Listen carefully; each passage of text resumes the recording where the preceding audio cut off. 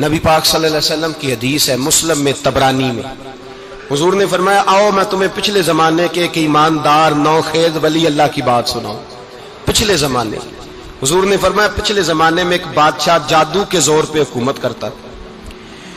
جب وہ ایک جادوگر اس نے رکھا ہوا تھا تو جادوگر اس کو جادو بتاتا، وہ جادو کے زور پر حکومت کرتا۔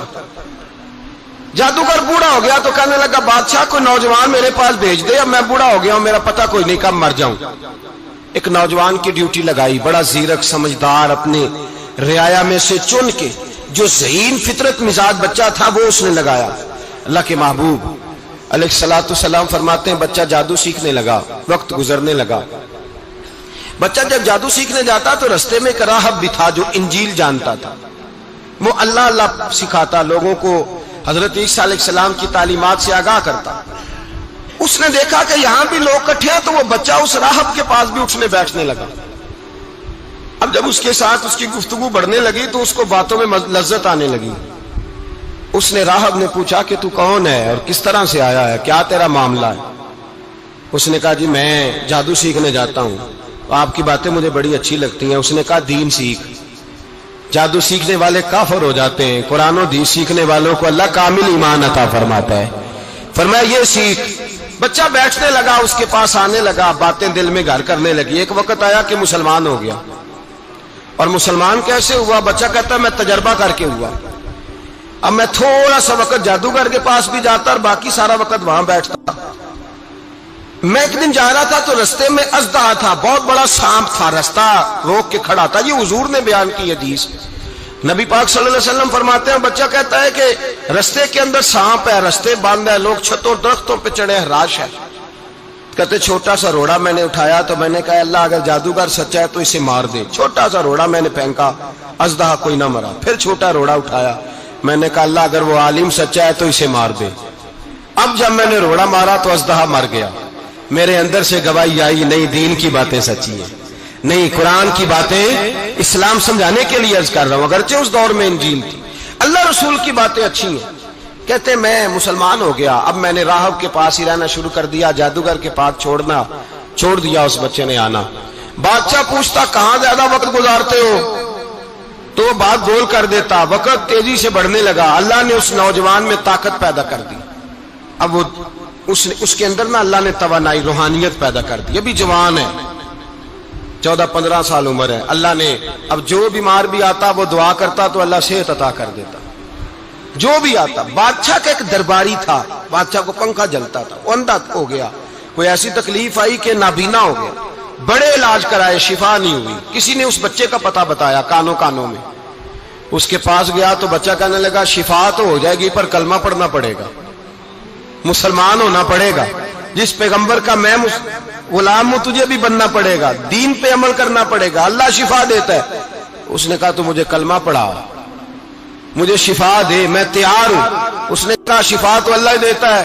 اس نے اللہ تبارک و تعالیٰ کا ذکر کر کے دعا مانگی، یہ مسلم شریف میں حدیث ہے، طبرانی میں موجود ہے۔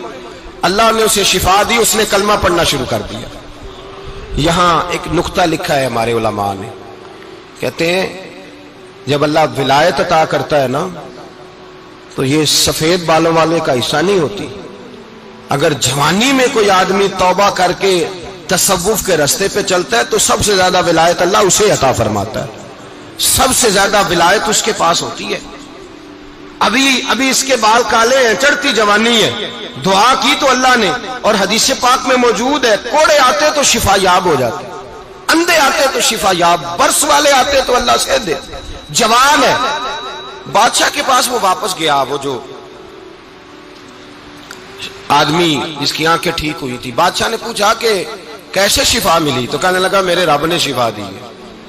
بادشاہ سجدے کراتا تھا، اپنے آپ کو منواتا تھا معاذ اللہ، کہنے لگا میرے علاوہ کون رب ہے؟ اس نے کہا وہی رب ہے جس نے تجھے پیدا کیا ہے، اور وہی رب ہے جس نے مجھے اندھے کو آنکھیں دی ہیں، وہی ہے میرا مالک۔ کہا اچھا تو مجھے نہیں مانتا؟ کہا نہیں میں اپنے رب کو مانتا ہوں۔ بادشاہ نے اسے سزا دی، ستایا، اس نے بچے کا پتہ بتایا، پھر بچے کو بلا کے ستایا تو اس راہب کا پتہ بتایا، راہب بھی قتل ہو گیا، نابینا بھی قتل ہو گیا۔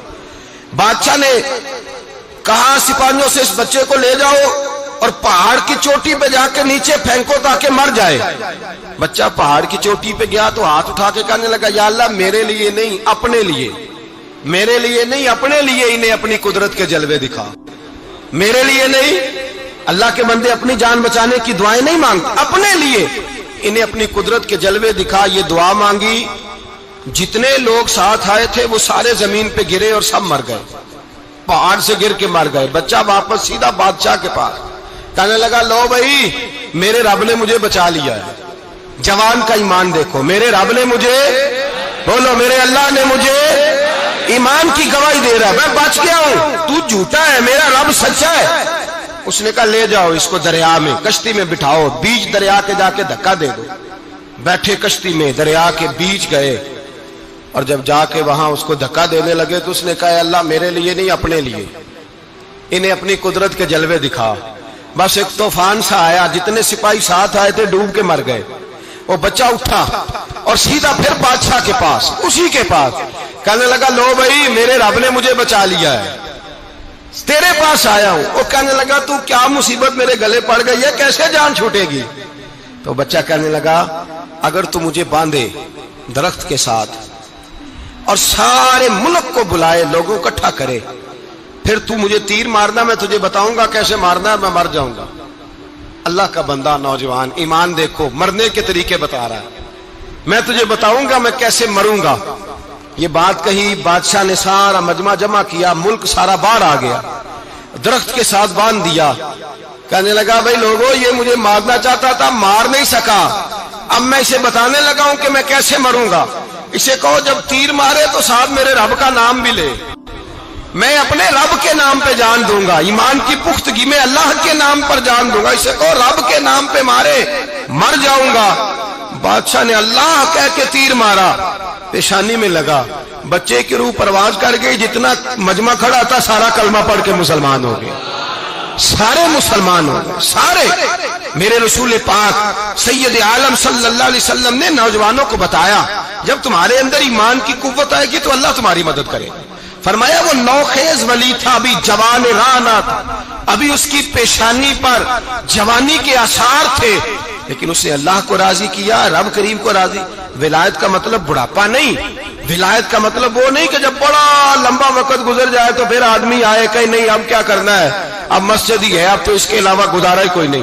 تو اس وقت کا آنا اللہ کی بارگاہ میں قبول تو ہے، لیکن شاباشی اسی کو ملتی ہے جو جوانی کا وقت آئے، جو عین اس وقت آئے جو وقت میرے رسول پاک علیہ السلام کے غلام عبداللہ ابن عمر، حضرت عبداللہ ابن عمر رضی اللہ تعالیٰ عنہ فرماتے ہیں کہ میں نکلا، مجھے سفر کے لیے جانا تھا، تو تھوڑی سی کھجوریں، تھوڑا سا سرکہ، ایک شہد کی بوتل، چیزیں میں نے سفر کے لیے ساتھ رکھ لی. میں جب مدینے سے باہر صحرا میں نکلا نا تو رمضان نہیں تھا، غیر رمضان تھا. میں نے ایک نوجوان کو دیکھا بکریاں چرا رہا ہے، بکریاں چرا رہا ہے. اے جوان، آپ فرماتے ہیں اس کا چہرہ بڑا نورانیت والا، گرد پڑی ہوئی پر بڑا حسین. فرماتے ہیں میں نے اس کو کہا کہ آ جاؤ کھانا کھا لو، روزے بھی نہیں تھے. کہنے لگا نہیں میں نے روزہ رکھا ہوا ہے. فرماتے ہیں میں نے کہا پتہ کروں کہ نیرا نیک ہی ہے کہ پرہیزگار بھی ہے. نیک وہ ہوتا ہے جو نماز پڑھے روزہ رکھے، پرہیزگار وہ ہوتا ہے جو گناہ سے بچے، وہ پرہیزگار ہوتا ہے. کہا پتہ کروں پرہیزگار بھی ہے کہ نہیں. کہتے میں قریب گیا تو میں نے جا کے اس کو کہا بھائی تیری بکریاں بڑی پیاری ہیں، میرا دل کرتا ہے کہ بکری مجھے دے دو. کہتے وہ جوان، غربت بھی، پریشانی بھی، پر دامان توکل کی یہ خوبی ہے کہ اس پر پابند لگے ہوتے ہیں، دھبے نہیں ہوتے. غربت ہے. کہا جناب ایک بکری دے دو. آنے لگا جناب بکریاں میری نہیں، بکریوں کا مالک کوئی اور ہے. کہتے میں نے آزمانے کے لیے کہا کہ بکریوں کے مالک کو کہنا ایک بکری بھیڑیا لے گیا ہے، کہہ دینا بھیڑیا لے گیا ہے.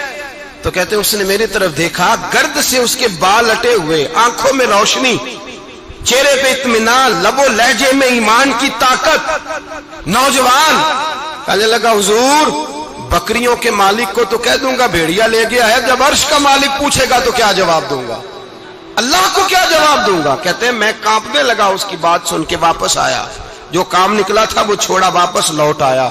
میں نے پتا کیا کس کا غلام ہے، پتا چلا فلاں آدمی کا ہے. کہتے میں نے پہلے غلام خریدا، پھر پتا کیا تیرے پاس بکریاں کتنی ہیں، اس نے کہا 400. کہتے میں نے مالک سے ساری بکریاں خریدی، پھر غلام کو بلایا، پھر وہ بکریاں تحفے میں دی، تحفے میں۔ کہنے لگا حضور یہ سارا کچھ مجھے کیسے ملا؟ میں نے کہا تیرا ایمان بڑا پختہ تھا تو میرے رب نے تجھے انعام عطا فرمایا۔